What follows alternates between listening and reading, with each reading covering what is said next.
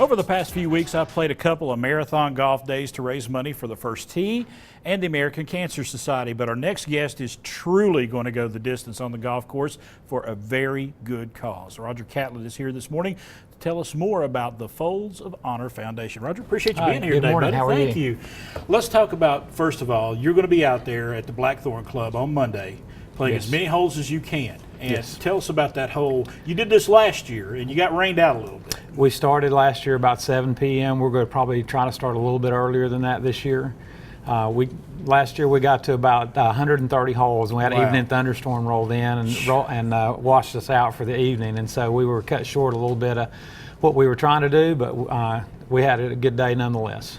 130 holes, and all of the money that you're raising, folks are giving you donations per hole, I suppose? There's a few doing that. Some just give a lump sum, and regardless of how many holes I play. So whatever somebody wants to do, beggars aren't choosers, And this is all going to the Folds of Honor Foundation. Yes, Tell sir. us about that, what that foundation is all about. The Folds of Honor Foundation seeks to help families of soldiers and military personnel that have been killed or disabled in the line of duty.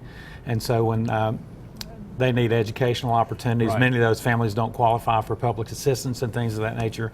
Folds of Honor will grant money for them to be able to go to college and other educational opportunities that they have for those folks. Why did you decide this is a good way for you to honor those that have honored us with their service to the country? Over the past several years, I've led a military outreach ministry at my church, and over those years, I've just grown a bigger passion for helping folks in the military that sacrifice so much on our behalf. And so I just feel like it's something I can do. I have other friends that do the same thing that I do, and I'm just trying to capitalize on the success that they've had and just be a part of Folds of Honor. Now, it's hard to wrap your mind around playing over 100 holes of golf in one day.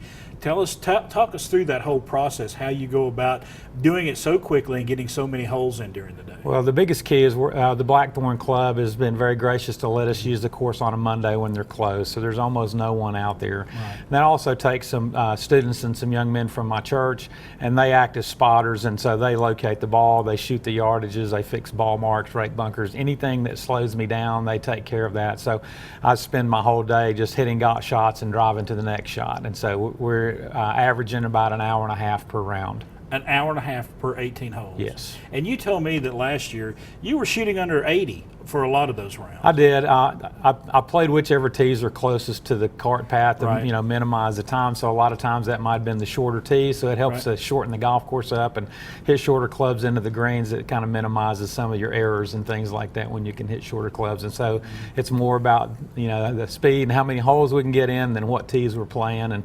And more importantly, it's about raising money for the Folds of Honor. It doesn't matter if I play one hole or 1,000 holes.